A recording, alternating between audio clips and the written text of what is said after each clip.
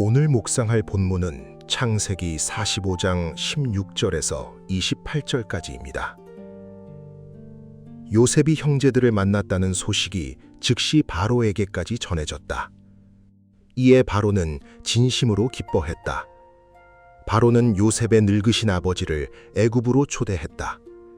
애굽의 가장 좋은 땅에서 편히 먹고 살 수 있도록 최고의 예우를 다해주겠다고 약속하고 많은 선물을 딸려서 보내었다.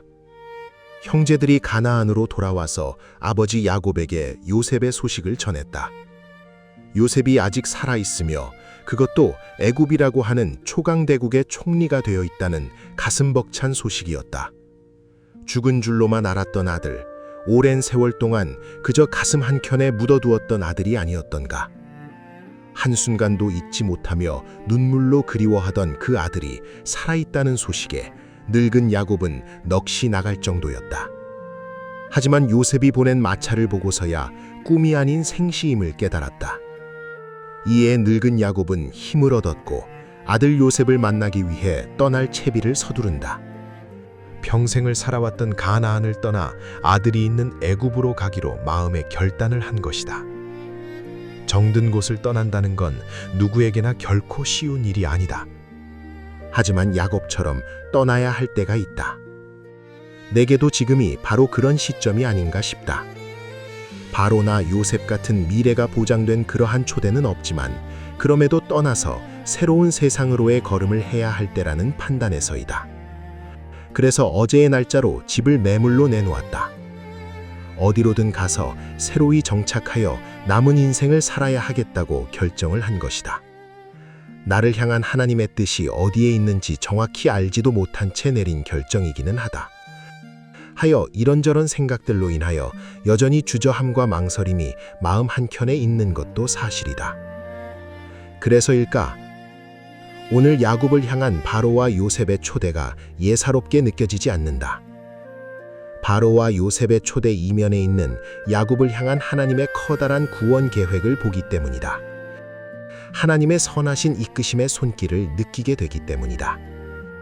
그 초대는 분명 야곱에게 큰 위로가 되고 힘이 되었으며 소망이 되었을 것이다.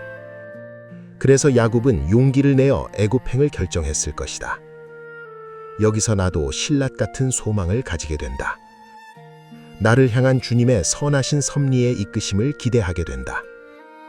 남은 인생을 주님 안에서 더 행복하게 살아갈 수 있는 곳으로 나를 인도하여 주시기를 기도하면서 말이다.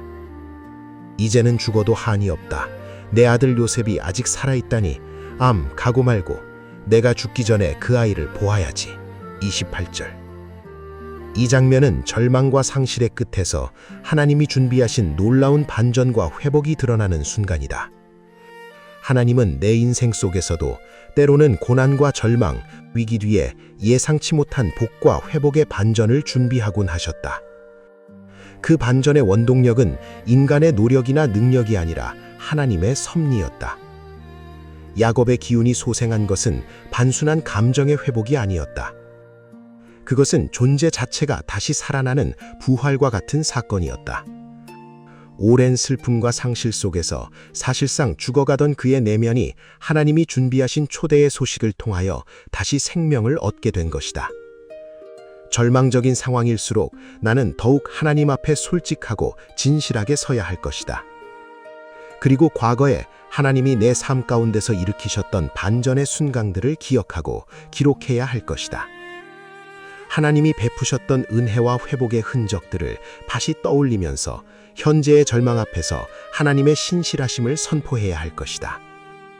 그리고 야곱처럼 다시 목적을 붙들고 소생하여 일어나야 할 것이다. 참된 회복은 단순한 감정의 회복에서 끝나지 않고 다시 일어나 앞으로 나아가는 결단으로 이어지는 법이니 말이다.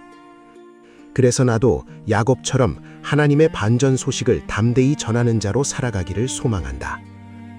나의 남은 인생을 절망 가운데 있는 사람들에게 하나님의 소망과 생명의 소식을 전하는 통로로 살아가고 싶은 마음 가득하다. 하나님이 야곱에게 새 생명을 불어넣으셨듯이 나의 말과 삶을 통하여 낙심한 누군가의 영혼이 다시 살아날 수 있는 그런 인생을 살고 싶은 것이다. 하나님은 끝났다고 생각한 자리에서 새로운 시작을 준비하시는 분이다. 사람이 끝이라고 선언한 곳에서 반전을 시작하는 분이 하나님이시다. 그러므로 나는 오늘도 절망보다 하나님의 섭리를 바라보며 아직도 끝나지 않은 내 인생의 이야기를 하나님이 어떻게 써내려갈지를 기대하는 마음으로 하루를 시작한다.